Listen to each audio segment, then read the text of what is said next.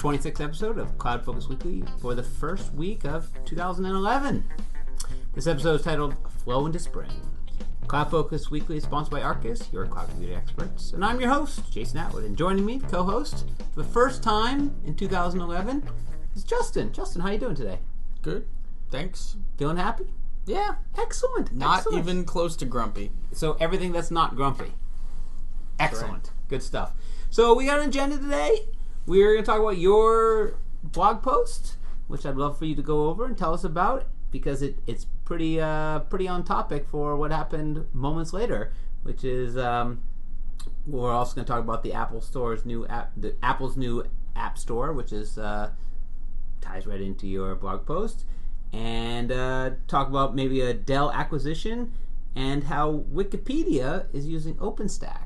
So, an interesting little side note on one of my predictions for 2011, which is that the open source movement for cloud computing would get some sort of big names behind it.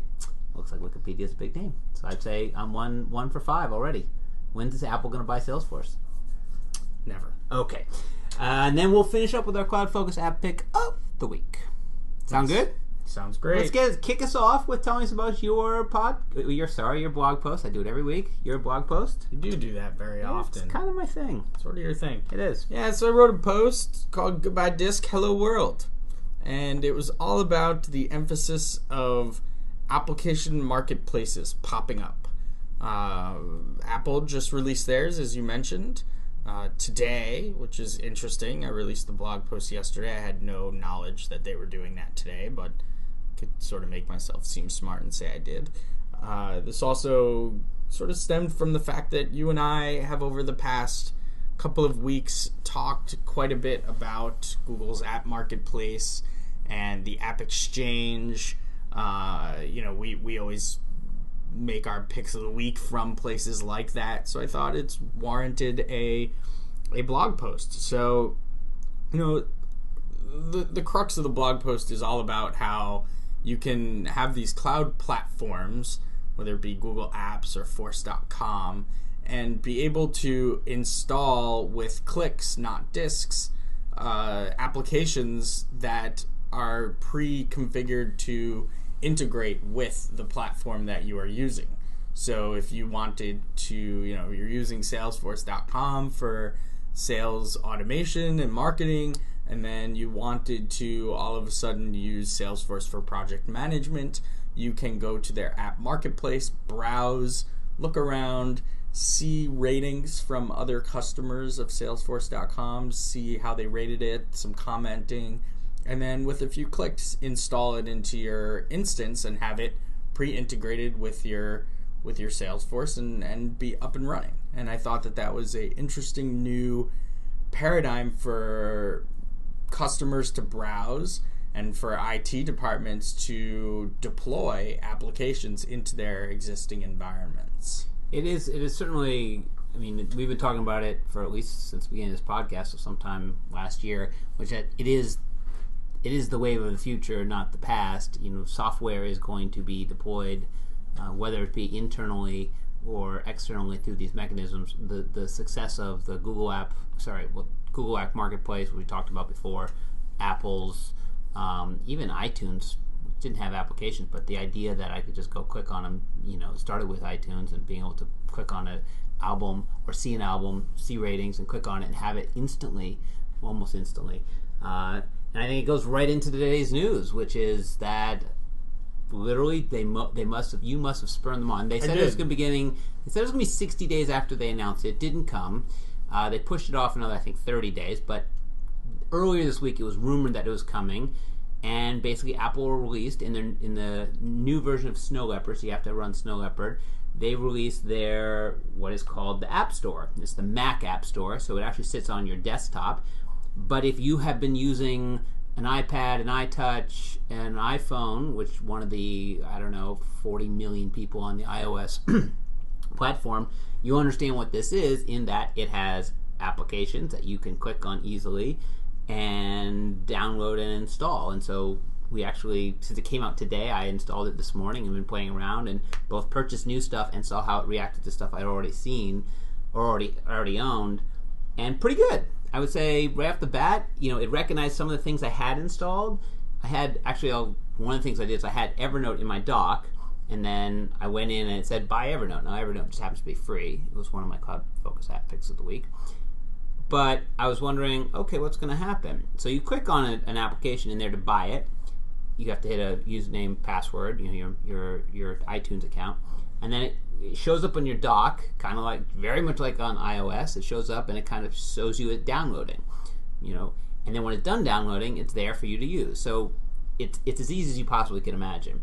But I already had Evernote in my dock, and I was thinking, what's going to happen? So we were sitting there playing, and I clicked on Evernote, buy Evernote, whatever. It came down, and then it showed the new Evernote being built, sort of right below it, and all of a sudden, when it was done, the old Evernote dock icon disappeared, and the new one popped up, and I was like, done exactly correctly. Clicked on it, and it was the same app. I was logged in. It got all the permissioning.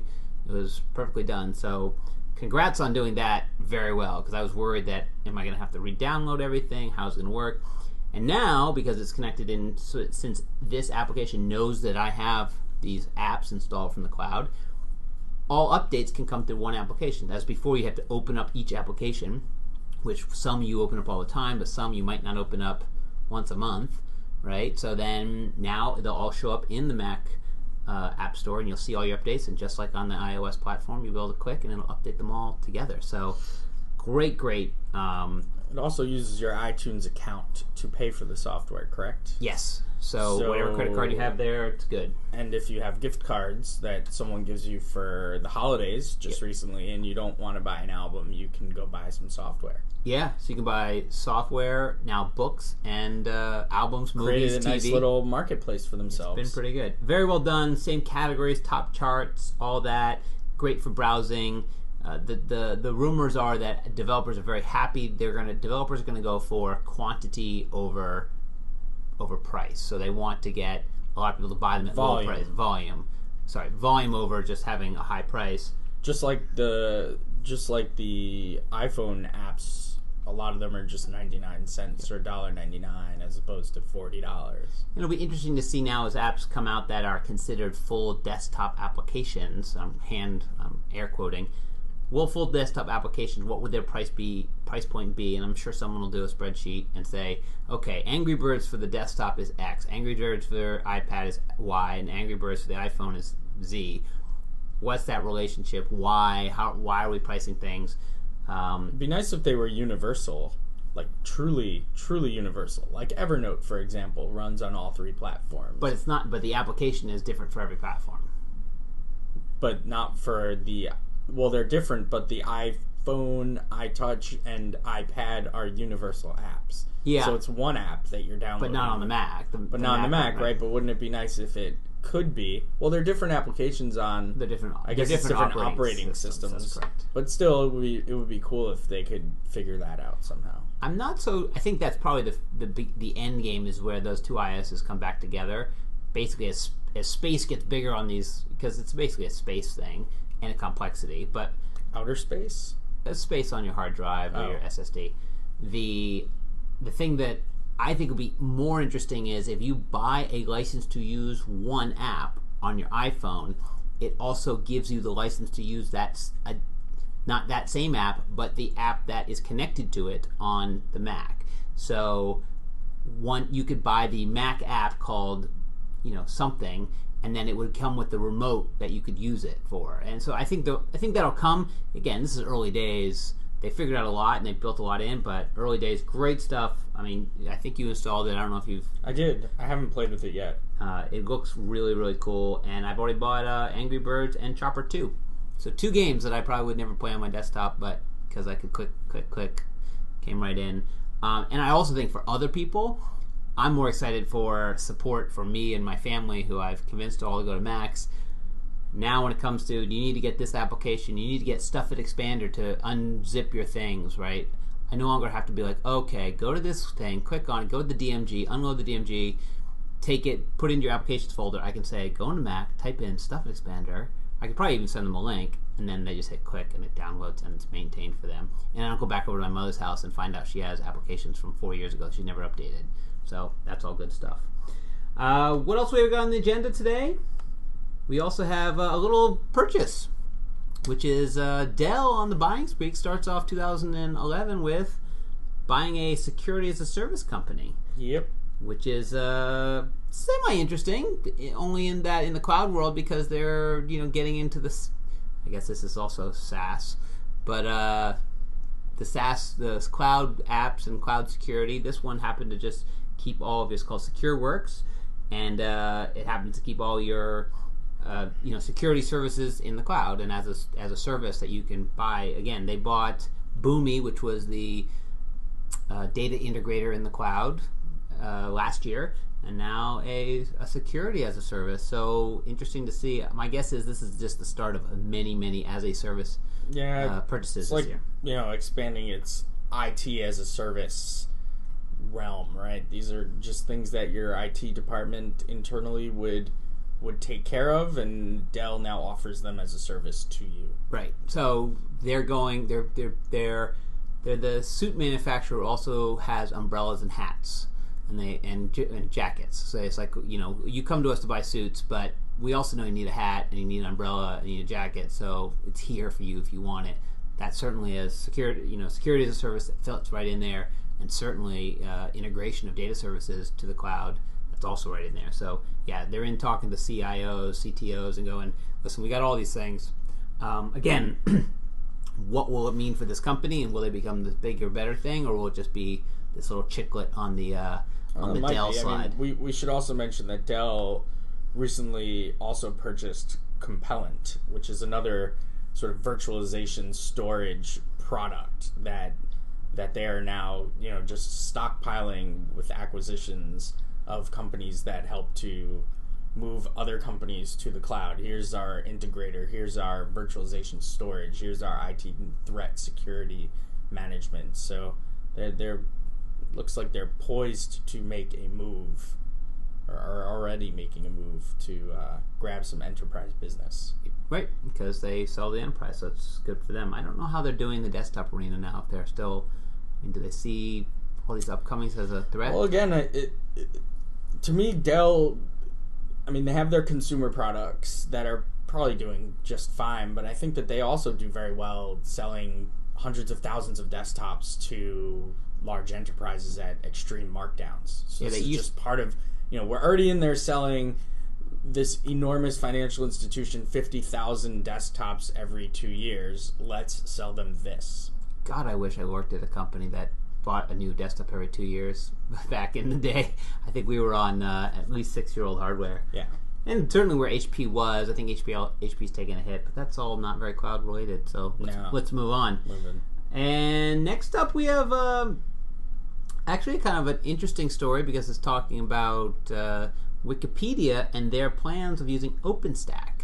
So in my blog post, I guess last week, 2 weeks ago, talked about 2011 predictions. One of the things I said was I think that the open source movement, which has been around for a long time and had great success with things like Firefox, which was then bought out and turned into Mozilla and whatever, or Mozilla was then turned into Firefox, and Apache, and tons of other software that's probably sitting around and dealing. Apache, Google Wave, Apache. Oh, very good. Apache Wave. You did it. Got it in there.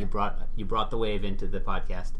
So that I was saying that you need to have some major players get in on board for other major players to sort of say, oh yeah, we'll use some of that open source cloud computing technologies, which in some ways don't fit well together, because cloud computing technologies are usually hosted by somebody, meaning you license to them, but yet open source is free. So it gets kind of strange. But here's a good story of Wikipedia, and in a blog by Wikipedia, saying that they were going to move on to using OpenStack, which is Rackspace's. Rackspace is a dedicated hosting provider who's gotten into cloud computing. They bought a couple of big players like Jungle Disk and it's called Meebo, or they turned them into Cloud Files and Cloud Servers and all these other actually badly named applications. But they were in the business of really hosting hardware. Side note, I actually run a server with them, and they're very, very good.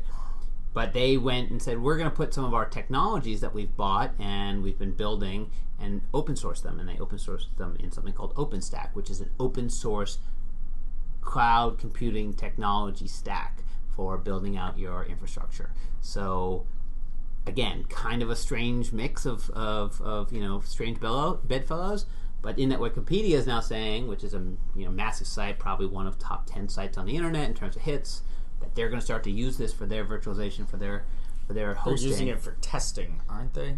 To start, yeah. But it's a massive. I think it's a big story, and again kicks off what I would say one of my 5 predictions. So it's an open source product using an open source product, and then building it on cloud computing technologies. It's awesome. Right. Good stuff. Sounds good. Yeah, so that's almost too good to be true. It is. Again, that's what's strange about open source is that it's usually open sourcing the code, and usually cloud computing technologies are not about the code. They're about the service. They're about the licensing. They're about the expandability. They're about multi-tenancy, all that's virtualization. Open source is about code. So this is kind of a mix of those two worlds. And interesting, great on for Rackspace for doing it. Good on for Wikipedia for taking a big step and sort of putting a name behind something that I hadn't heard a lot of people put names behind yet. And then as the last little bit, which we will not get into depth, I think we should probably do it next week when you've had a chance to digest, but I tweeted yesterday, and you tweeted, and then I found and then read, which is that Salesforce has released the notes of their Spring 11 release, and they've already set the timeline. So if you're a Salesforce customer, you should have already seen your org is going to be updated on these days. But they released the big PDF. I think it's 90 pages, and it outlines all the different changes that are going to happen. Not as big as they used to be. In terms of pages, or just in terms of releases? Pages equals amount of stuff in a release, so both? Possibly. This is the smallest time frame. If you look between the release of winter... I remember them being like 180 pages. Really? Yeah. I think you see that between... The biggest time frame is usually summer to winter is usually the biggest. If you look at the time, I think this only has 2 Scrum cycles in there. I think, 2 or 3. The other ones I think either have 4. So this would be the smallest release cycle. A lot of chatter in it. Not going to give everything away. Lots of chatter. A lot of chatter. A lot of great features in chatter. And some really, just lots of good stuff. They're nothing groundbreaking. A lot of renaming. Actually, they renamed the process visualizer to Force.com Flow. That's been renamed, but I think now it's going to be available to people. It's now officially. Still have to ask for it, though. There's a lot of good stuff. Chrome fully supported. That's cool. That's good. It looks like they're turning on, and again, we'll go over this next week in depth, but kind of want to give a taste. Looks like they're turning on a lot of stuff that was, you could turn this on if you want. No. Now it's turned on, and you can, obviously chatter is something that's already kind of come and gone, but there's a lot of little features that as I read through, it was like, this will be turned on automatically. This too will be turned on automatically. This too will be turned on automatically. And almost like, we've decided that it's good enough that everybody can have it, and no one's complained that it's there, so we're going to turn it on and make it part of the core product, which is always what Salesforce struggles with, right? They build new features. They don't want to make people use them because that might disrupt their system and their software, but they also want them to use them. So it's like this back and forth of, hey, there's great stuff out there, please use it, but companies don't want to use it or don't know that it exists. And I think Salesforce probably struggles with, are they not using it because they don't know it exists, or they're not using it because they don't want to turn it on? And I don't think Salesforce knows, because they can't, to them, when they look at the feature being turned on or off, they can't tell whether did Arkus not turn on meeting request cloud scheduler because they didn't know it exists, or because they just didn't want to use it. But so it looks like a lot of stuff's being turned on, and maybe they'll just beg for forgiveness. They sort of did this with chatter. They said, okay, everybody's getting it, and then you were able to turn it off, and they even sent me I turned it off in one org that only had one user in it, and they sent me a note saying, why'd you turn it off? Can you take our server and tell me why'd you turn off chatter? And I was like, because there's only one person in the org. It doesn't make any sense to have chatter in one org. It really didn't. I tried to come up with a test case. It makes absolutely no sense. Sorry, I just opened a bottle of soda. Yeah. It makes absolutely no sense to have chatter in an org with one user. 2 users, maybe. But even that's a hard sell. But you have a group of 2 people. But yeah, one was tough. So, but my guess is, and my gut feeling is, that they did what they projected people to be upset about with turning on chatter was not as big as it was. So now I think they're gonna trend to more turning things on. I know I had we had clients, but clients that I was specifically working with that called me like that next day, like, what is this thing? Where did my search box go? Yeah, well, that was a bigger change, and that's the other thing. If you want to turn on functionality, but don't connect it to something else. That is a major change. Changing your search box location is like big. If Google put the search box somewhere else tomorrow, the world would implode. But for them, I think that was. I actually like it where it is. I think it's better than it was, but it was a big change for most people. All right, so that wraps up sort of our big agenda, or semi big agenda. Now we can go on to the favorite part of my show, our show, CloudFocus Weekly. Whose show is this? It's a show for everybody. All right, it's your show. Okay. Is our CloudFocus app pick of the week, and I'm going to start off with you, and I'm going to give you back your CloudFocus app pick of the week that I almost stole from you last week. You really did. You almost stole it, but then I stole it back. This is a Google Chrome extension from Apereo called Force.com Logins. So it's totally free. Just before you ask, it's how totally much does it free. cost? Free. So it's free. Zero. So how Justins. much do I have to pay for it? Zero Justins. So if I were to put down a credit card, you would charge me zero. Okay. Okay. All right. So wait. How many euros? Zero. Okay, €0. Conversion rate. The conversion rate is zero. So what this does is for folks like ourselves who tend to work with a lot of different Salesforce orgs or instances. Hundreds. Yeah, we have a lot of them, whether they be sandboxes, developer boxes, production instances for ourselves and for our clients. You might have a sticky note somewhere that has all your usernames and passwords, maybe a note in your Outlook or in your Evernote, perhaps, or on a Google Wave. Force.com Logins extension for Chrome stores these logins for you in an extension. So it puts a little button at the top of Chrome. It allows you to group them, so you can group, sandboxes together, or maybe different client logins together. You can group them together. And you can then, you add your account information to the extension, and they all just show up, and you can open them either in a new tab or a new window by clicking a button. So they're labeled, and then you just sort of click them. You can search through them. Great time saver for anyone who has more than like 3 logins to Salesforce, and you don't want to remember all your usernames and passwords somewhere. So this was written by some of the guys in the Apereo Japan office. I don't want to butcher his name, so I'm not going to say it. But there's essentially a link that we'll put up on the podcast page on the blog.arkusinc.com. And is it a podcast page or a blog? It's a blog that has the podcast link. Okay, all right. Sometimes we get confused. You get confused. So yeah, it's a nice product, and helps save some time jumping from org to org.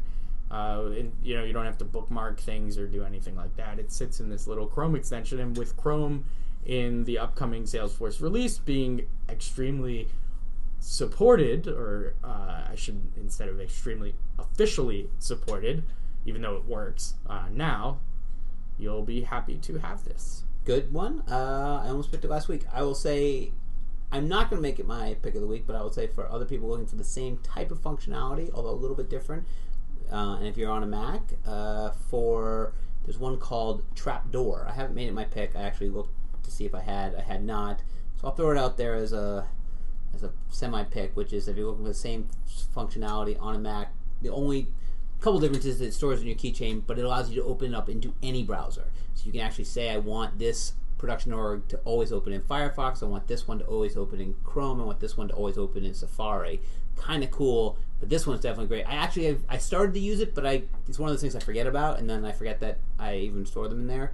And the keychain on the Mac does a good enough job of remembering all my username and passwords that I just have to type my first name, and then literally 100 will show up, and I can figure out which one I'm supposed to log into. So good one. So it's $0.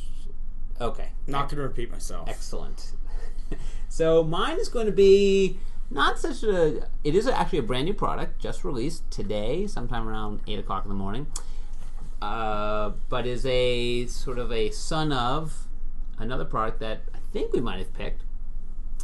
And it's cloud related because it comes from the cloud and talks to the cloud. But it is Twitter, I was going to say Tweety, Twitter for the Mac, only available through the Mac App Store. So for all the reasons that I just said, why you should be downloading and installing the new version of Snow Leopard, which includes the Mac App Store, this is one of those reasons. It is free.